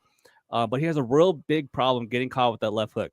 In sequences, when they're getting into striking exchanges, that left hook finds a home, man. He gets super long at times when there's an extended exchange, and that's when the kill shot lands. Like, obviously, Gene Silva is Gene Silva, and that dude hits like a truck. But just throughout his history, he's really susceptible to that left hook.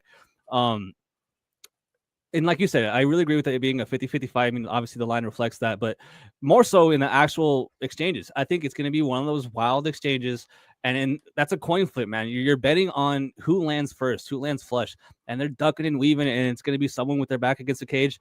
Someone's going to be getting pressured, and it's just one of those fights where the guy who looks like he's about to get knocked out could be the one that lands the finishing knockout blow.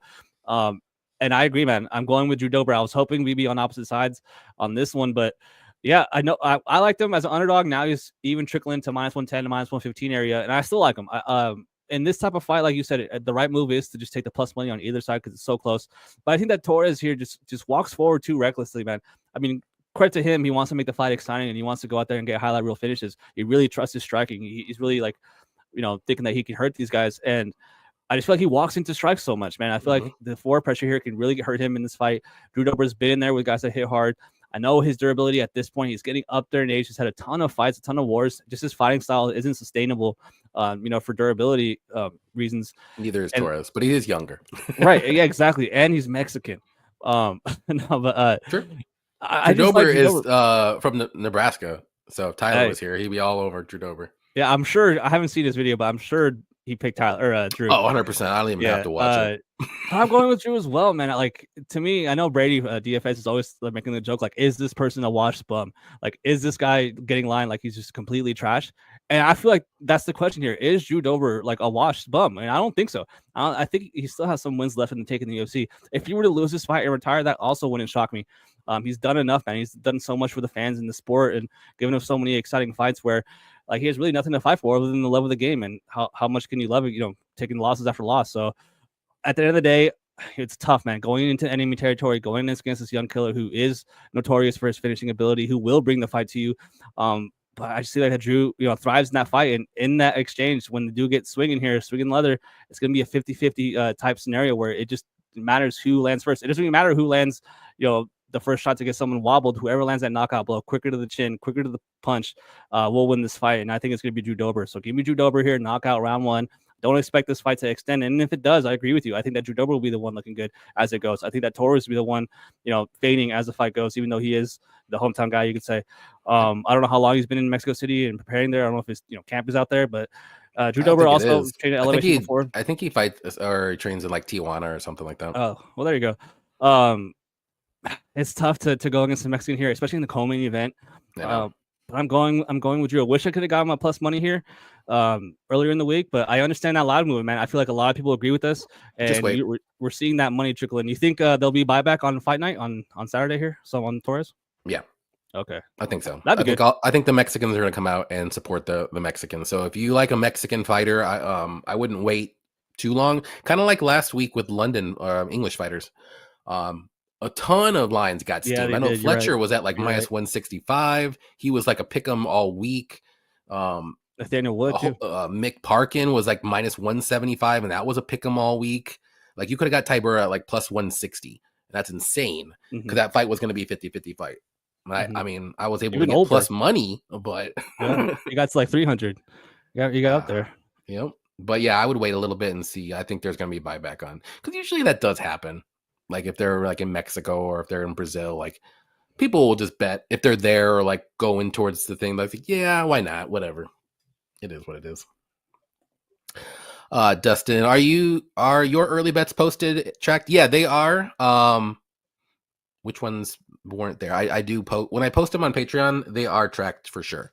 I do maybe sometimes do some last minute bets like Roman that one week, and I think I had a couple last minute that I think one worked out and one didn't. I think I had Vucenic inside the distance, which was god awful, and I had Molly McCann in that fight to go under or fight doesn't go the distance. So those were last minutes. I didn't really like post my bet slip, but it was on like my but that was like a last minute bet, both of those. But I do post or track my early ones on Patreon.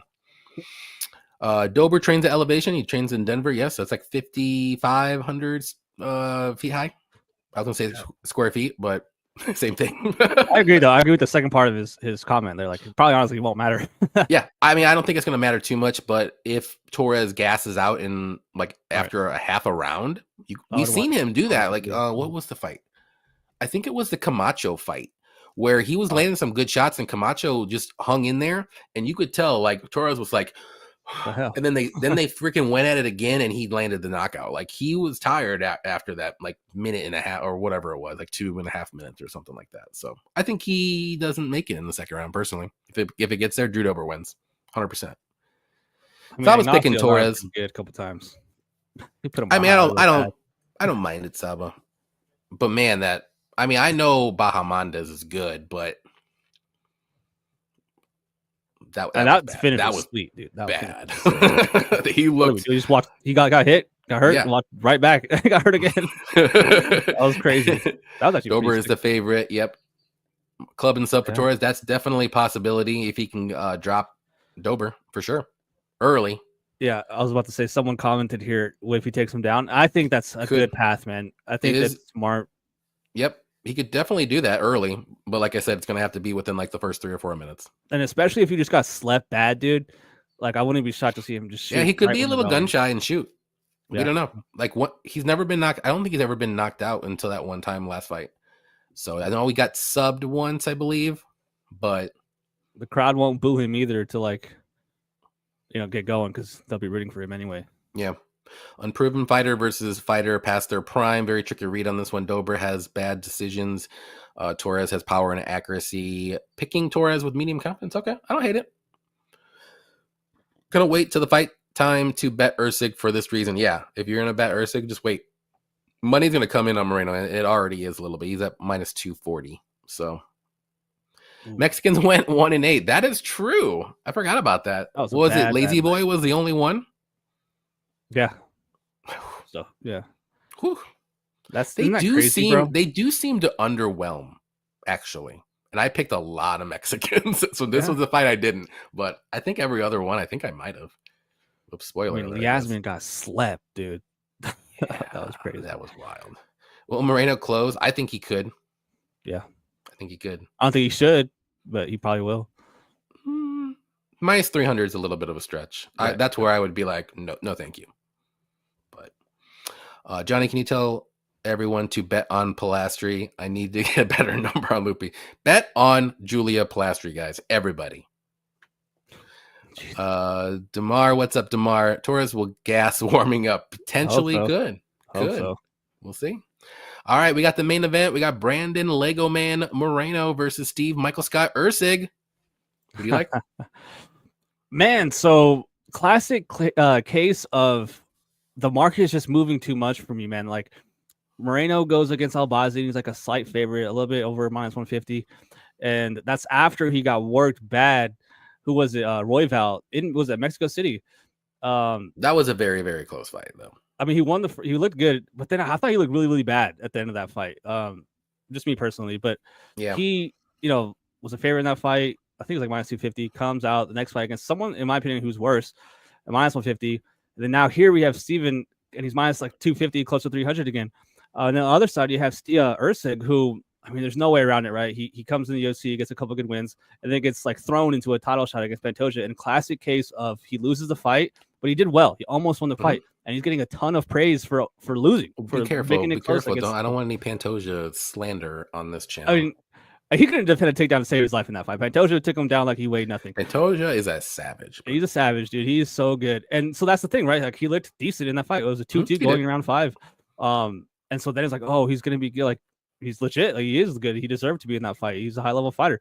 Goes out the next fight and gets slept. Like first round, too. Bad, dude. And that really hurt. I had Steven that night. I did, too. I think I needed him to close a parlay, and it's just sad.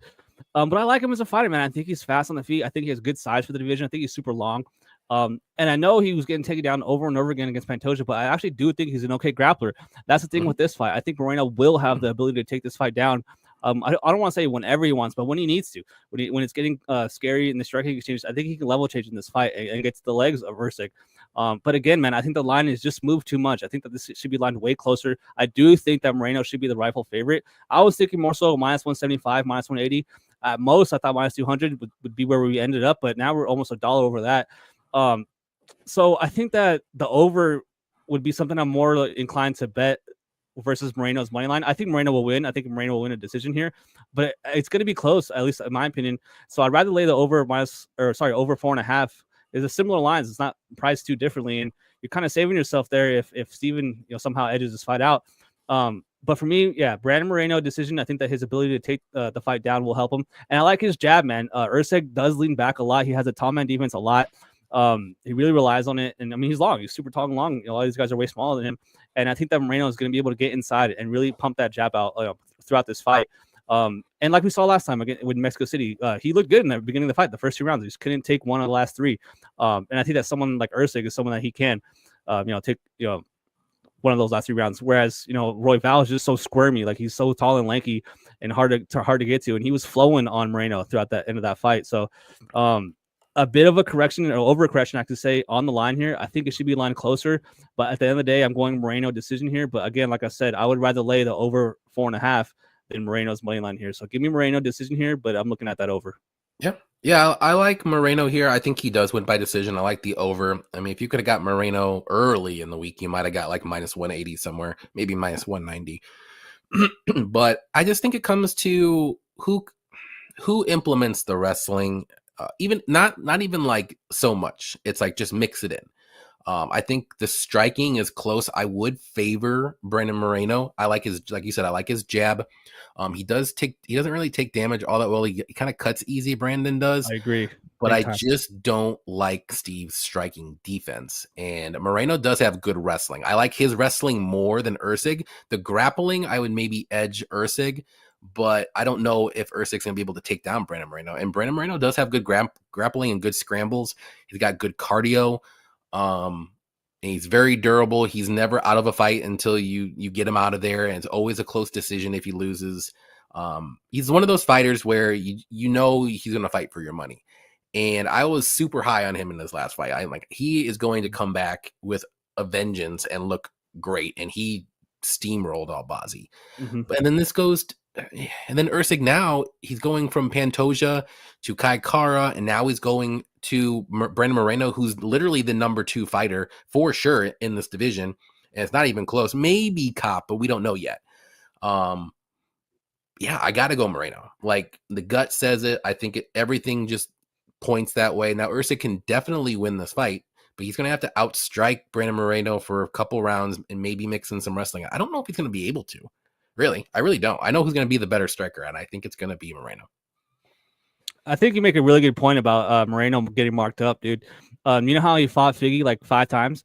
Mm-hmm. I went to a UFC event in Salt Lake, and he was there. I think he had just won one of those fights, and it was like a good 6 weeks away from that fight. Like, he had a lot of time has passed, and he was still having huge bruises on his face. I remember thinking like, whoa, dude, like, we're pretty far from that last fight, and he's still marked up. Yep. He gets marked up pretty quick in his fights for sure. Yeah, and he always gets like cut like right here, like a little bit, and it just like trickles down. Like nothing crazy, nothing like it's wide open, but it's always a little thing right here. I don't remember what eye. But is ERCEG going to be able to do that? You know what I mean? Like, is he going to be able to land pretty clean? I mean, history has shown yes, because it seems like Brandon Moreno always has blood on his face. But man, that guy is durable as shit, and he's going to keep pushing forward. He's going to work that jab, and I don't know if ERCEG's going to be able to get out of the jab, get away from it. So should be fun. It's going to be a fun fight, but this is my top 2 most confident. Oh, really? As well, yes. Wow. I got to go for it. Got to go.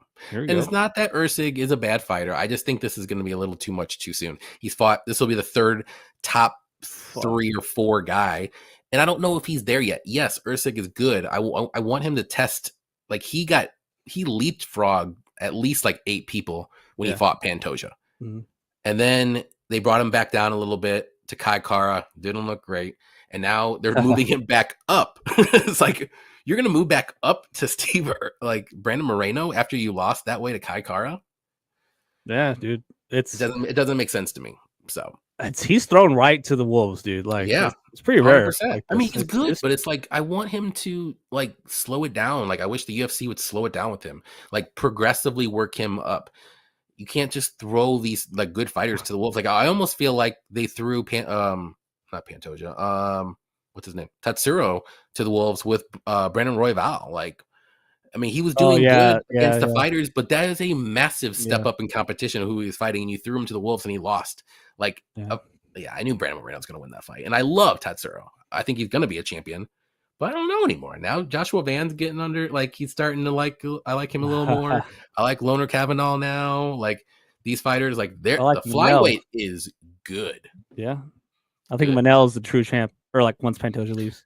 Well, we'll see with the eyes and doesn't look too good for my claim. You already lost though, but the cheating. Oh, I know, dude. How about that? Double eye poke knockout was crazy. Yeah, it was wild. Damar says, isn't Moreno 0-3? I think he's like 0-2-1. He has 1 draw. But yeah, I think he's due. So he's due. He's due for a win. UFC gave him no.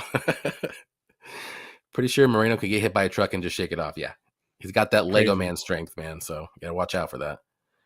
And we got Bunny Hunter in the house. What's up, Bunny? With a $10 donation. We appreciate that as always. CJ Bagara and C-Rod parlay. Lock it in. I can see C-Rod losing the first, or at least getting a better line after the first to hit a nice light. But yeah, I can see that totally too. That's what he usually does. He comes on in rounds 2 and 3 more because he has better cardio. But I don't know. I think Costa's, he's not a bum. Let's put it that way. And he's been battle tested a couple times, at least in the UFC. So not his first fight, though. He took that on short notice and he looked like crap. This is the parlay I was talking about last week. Kai Kara, my favorite fighter, had bet 3 units on his money line against ERCEG. Moreno doesn't want to get struck at range with ERCEG. He can drop rounds at distance striking. Close fight for me, 50-50. Yeah, but Moreno has a good jab, and he's longer than ERCEG. He's like 1.5 inches, and he's just as tall, like he's 1 inch shorter. I always forget Brandon Moreno is actually pretty big for the flyweight division. He's way bigger than Pantoja, but Pantoja is just an animal. So demon, little demon. I'm interested to see who lands the more effective low leg kicks here. I feel like they're going to be throwing a ton. I think it's going to be Brandon. I think he's going to get to the leg of Erceg here. We'll see. I mean, I would like to also see who's going to be mixing in the takedowns or try to first, and then that's going to tell you who's winning the striking exchanges. But we'll see. Canucks goal. Let's go. Oh, I think did I pick them too? I think I did. I think you did, yeah. All right. This is the time of the show where we're going to do an easy money parlay, and then we're going to do a beer money parlay. We got to get back on track. We lost 2 in a row. I think we're both on Martinez, right? I mean, that's a sweet parlay piece. Easy peasy. Minus 375. Yeah. Put him on there. All right. I think we're both confident, right? Yeah. Okay. If Oliveira wins, man, I'll be shocked. I would be too. Money's coming in on Austin Hubbard now. He's plus 140 now. Marquell is minus 166. He was like around minus 200. Yeah. Money flowing in on Hubbard. I didn't expect it to be that much, but that makes sense, man. Now we need something around like minus 1, maybe 170 range. C-Rod, baby. I just saw that. What do you think about the under 2.5 in the Jamal Emmers fight? I like it a lot. Man, I think I can get a better line. The DraftKings sucks. I mean, Miranda himself could win it early, and I don't think he will. I think he'll get crushed if he doesn't. Minus 2.5 is minus 200. But that's on DraftKings.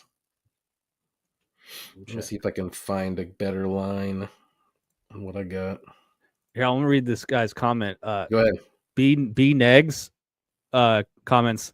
They keep headlining former champions on fight nights in 2025, and none of them, all caps, of them have won. 0-4, 0-4, 0-5. That's a good angle. That's crazy.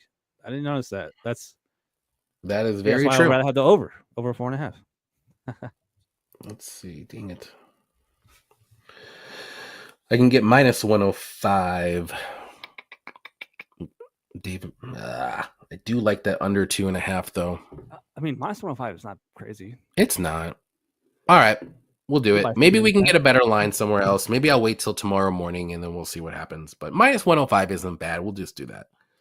So we'll do, what was it? Oh crap, Martinez. Emmers 2.5, and then Martinez under 2.5 rounds. Emmers and Miranda.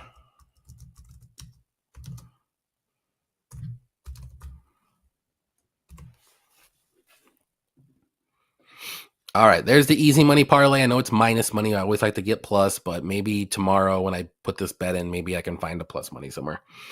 All right, beer money time. Who do you like for something crazy? Oh, I kind of want to go Vince. That is crazy. Or even Kelvin, dude. Like, I don't want money line, but like some sort of point spread would be. Yeah. You said it was plus 120, which is not crazy. What do you think? Okay. I don't want to switch it. I don't want to switch it now, but I just saw it. What do you think about Drew Dober under 1.5? Like just the under 1.5 in that fight instead of the under 2.5 in Emmers.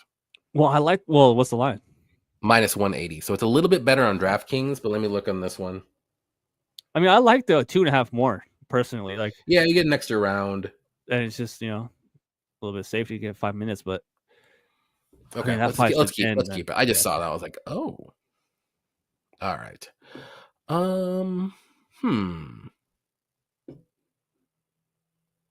Dustin believes in us. All right, let's get it. Let's get it. Hitting.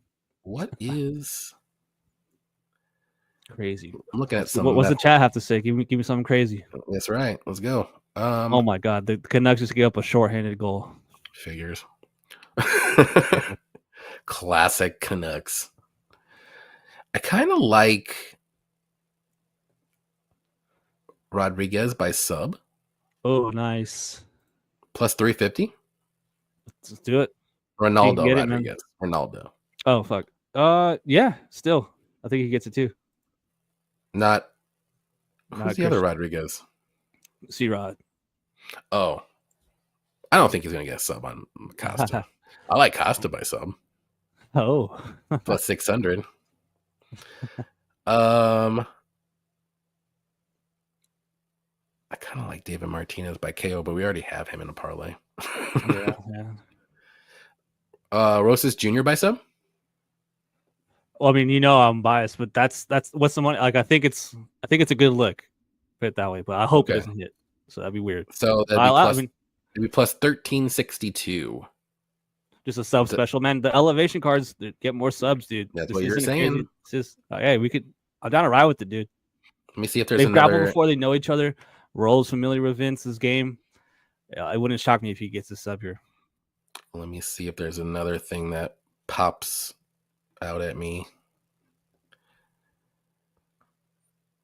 I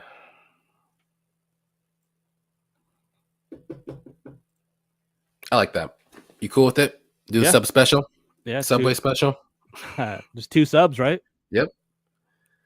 Let's see. I'm going to put Ronaldo. Ronaldo sub plus Raul sub equals plus 1362. I'm putting that in. I'm writing that. Let's do it.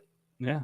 I think Kevin can, gas a little bit and get taken down, and then game over. Club and sub, maybe. Club and sub too. Yeah, I would say club and sub too. Club and sub for not Raul, but I could totally see him taking the back, and then it's gonna be game over after that. Yeah, there it is. There it is. Let's go with it. There are the 2 parlays. Johnny, before you go, quick tour of your favorite pieces in the background. I got a lot of Charles Oliveira cards that are graded to 10. I will say this is my favorite. It's the zebra print from Charles Oliveira there. Pretty good. 2021 debut edition. Nice. Pretty sweet. I like it. Look, I got my Saudi Arabian gear right behind me. Oh, yeah. For the Saudi cards. It's like nice. And all these other ones are like Oliveira cards that are ranked or graded or not. This one's pretty cool. It's like a super old one where he's a rookie. Like he looks like a little baby. Let's go, Charles. It's like numbered 50. So this one's cool. I like that one too. I'm gonna knock everything down. All right, guys. That is it. Hopefully we gave you some good bets. Hopefully they hit this time and gave you some more insight on some of these plays and our picks and stuff. But before we get going, Effie, please tell everybody where they can find you so they can sub to you and you can get more subscribers and all that good stuff because you deserve more. Thanks, man. Appreciate it. Any Action Sportscast, like it says right there on my hat. I haven't posted my breakdowns in I think this will be 3 straight cards. I've been out of town like crazy, man. I'm going straight to Nashville right after this. Shout out to Johnny for getting me on here. Really appreciate it. Yeah, no problem. Appreciate it. Yeah, Instagram as well. I have a lot of followers on there too. Twitter as well. Any Action Sportscast. You'll find me anywhere. If you like hockey, guys, if you want to make money betting hockey, follow me, man. I know one of the viewers, Scott, in here, he follows all of my bets, and I know he's made a good amount of money, telling me. He'll literally tweet me like, yo, what do you have today? And sometimes I don't have anything, but sometimes I do, and it's been really well. So winning a ton of money on hockey, trying to, implement my style betting hockey into MMA. But yeah, man, Any Action Sportscast on YouTube. When we get to 500 subscribers, I'll do a show with no glasses. We're about a little over 100 away. So yeah, man, hit me up. Any Action Sportscast. Elijah one says, "Go Jets, go!" Hey, they're good, man. They got a chance this year. Hellebuck's an absolute beast. If you like laughing at Trump, definitely follow. I try not to post stuff like that, but I mean, he's funny. Trump's funny, whatever. I don't like him either. But he's a funny dude. I just laugh. He's funny. But yeah, man, hit me up. Any Action Sportscast. Tons of NHL talk there. And yeah, man, thanks for having me on. This car should be good. Yes, sir. Definitely check them out. Like I said, the link is in the description below. So definitely go there real quick right after we sign off and then go sub. It's free. It's free. Then go to Twitter. It's free. Follow. And then He puts all of his soccer, or not soccer. I put my NHL bets. He does very good in that. So, like I said, thanks for watching us. Definitely hanging out with us, and good luck with your picks and your bets. Hopefully, it's a little bit better than last week. So, see you next time on Defend Your Units. Peace.